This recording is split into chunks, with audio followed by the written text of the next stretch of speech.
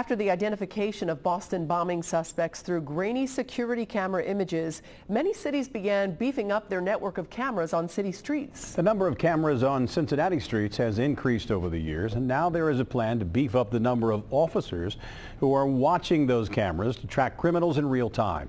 Local 12's Deb Dixon joins us live to show us the future of this high-tech crime fighting. Deb? Hi, Rob. I'm at Washington Park, where I know there are surveillance cameras. Someone at the real-time crime center is probably watching me now. It's the same with the people walking to the game tonight, through downtown and to the banks. Many of them will be on camera. There are going to be more cameras online in that area. And the plan is for more police officers to monitor them. The reason is as clear as high-definition TV. At the real-time crime center, every police run appears on a monitor. Sometimes it's captured on camera, a camera that can follow a bad guy trying to get away.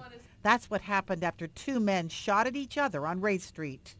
This person is actually shooting at the person in red who then runs off screen. Did he get hit?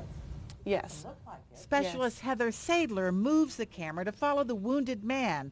When cop cars show up on this shots fired run, everyone is gone. But Heather knows where they went. If nobody had been watching, they would have had no idea that he ran around the building. And that's where the officers found him. I think it's great for officer safety that they know exactly who they're looking for before they get on scene. Real time, that's the crime fighting difference. And that's why the center is going to get more officers to monitor cameras and more. Crime analysts here dip into databases with gang member information and license plate recognition.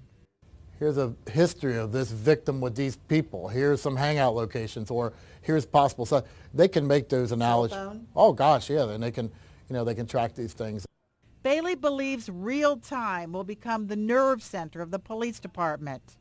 Every day, every night, 24/7, you'll have a technician on the other side of this, this radio that's listening to those key runs come out, identifying assets, putting some pictures together, putting some information together, putting a package together that's useful, real time.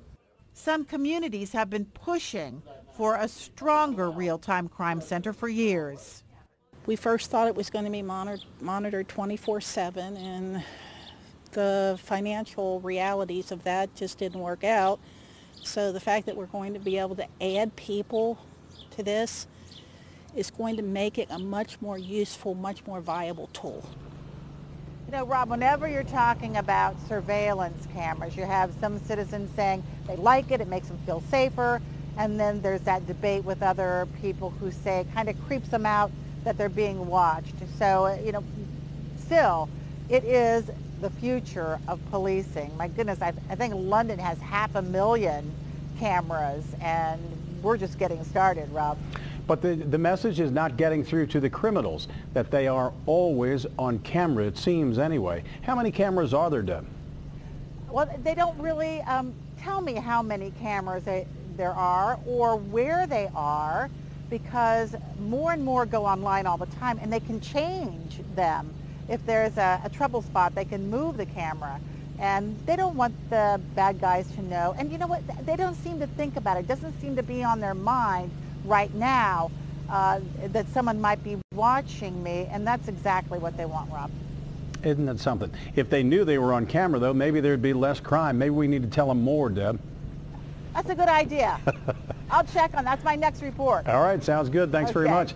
Police also hope more businesses will link their surveillance systems to real-time crime centers.